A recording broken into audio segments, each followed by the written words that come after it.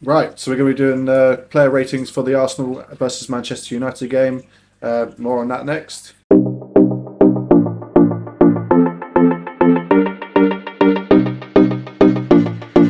Hey guys, welcome back. And starting off, we're going to have Aaron Ramsdale. Now, I'm going to say, I don't know, because he did concede 2 goals, all right, but he did make a great save. So I'm probably going to have to say Aaron Ramsdale 6 out of 10, only because if you're conceding 2 goals in a game like this, you can't get a 7. I'm sorry. Next up is Ben White. Benny Blanco White went off at half time. He's conceded a yellow card. I'm going to have to say a 6 from him today. To get a yellow card and to come off half time, not a good sign at all. Moving on into the other side of defence, I'm going to have to say Zinchenko. For me, 9 out of 10. Okay, this guy is my man of the match. Hands down, great performance. Boss the midfield, boss left side of the defence. Just his control over the game was phenomenal. Having Odegaard controlling the game and Zinchenko, mate, it just the control we have over these games now is just ridiculous. Okay, so Alexander Zinchenko, 9 out of 10 from me. Then to move into central defence now, Gabriel, I think 7 out of 10.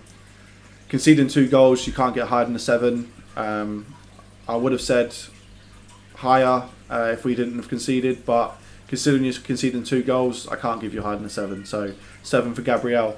And Saliba, I'm going to have to say a 6. Okay, because there was a few times he looked shaky in that game. He got put out of position a few times, and I wasn't that impressed with his performance today. So William Saliba, 6 out of 10. Moving into midfield now, Thomas Partey. He was at fault for Man United's first goal. He gave the sloppy. He held onto the ball too long, getting pulled around, and ended up giving the ball back to Manchester United in our half. And Man United capitalised on that. Arsenal all over the place, and Rashford scored a worldy goal. So I'm going to give Partey a 7 because throughout most of the game he did play well. He was cutting out the passes, and he did make a good showing of himself.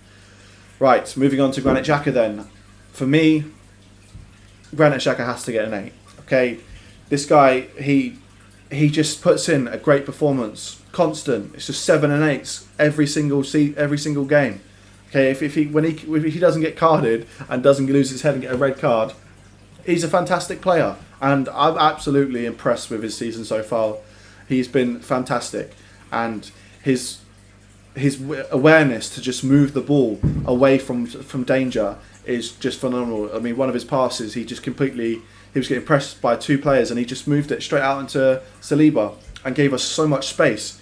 And then Man United just had no choice but to sit back and go back into their shape. So I'm going to say 8 out of 10 for Granit Xhaka. Great performance. Moving on to his partner in midfield, Martin Odegaard.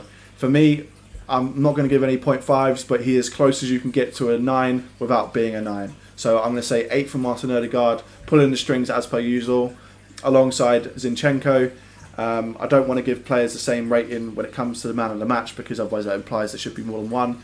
And in my eyes, there's only one player that deserves it today, and that is Zinchenko. Even though Eddie Nketiah's had the brace, I think Zinchenko made the difference today.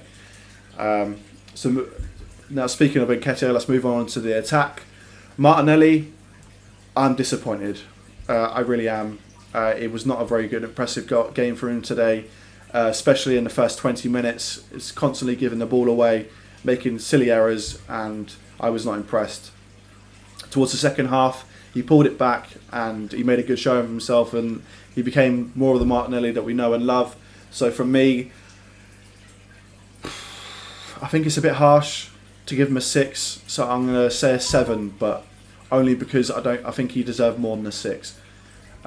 Moving on to the other side, Bukayo Saka, I'm going to have to give an 8, because he was outstanding today. He was causing problems for Luke Shaw all day long. Okay, Shaw could not live with him at all. There was doubling up on him, tripling up on him, and he was just making him look stupid.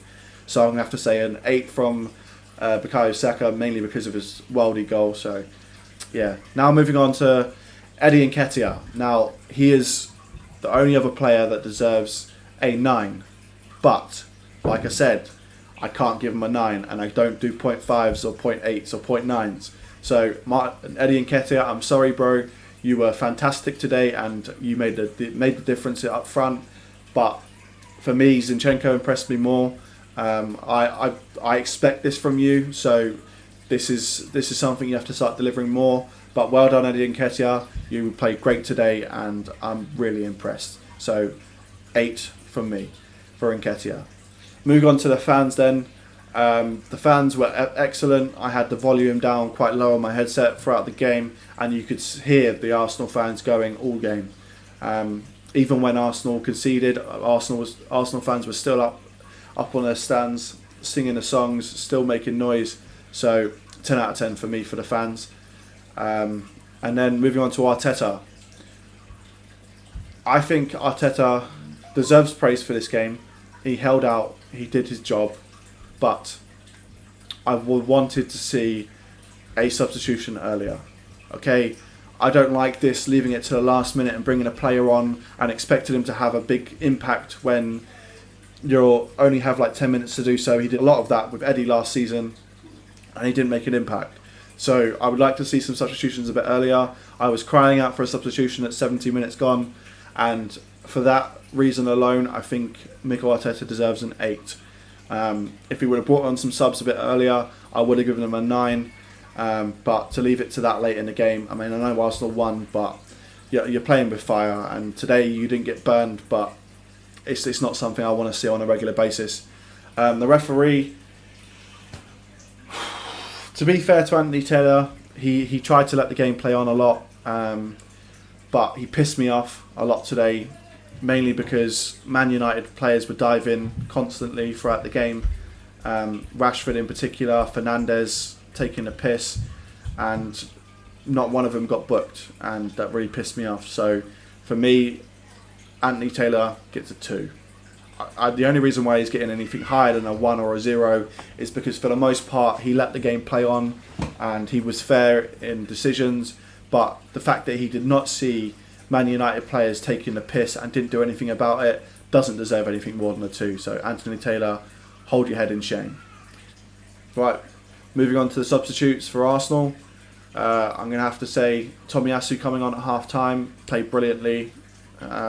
There's a few loose moments from him, but he did really well, and he stopped Man United from scoring a third goal, so I'm going to have to say a 7 from me.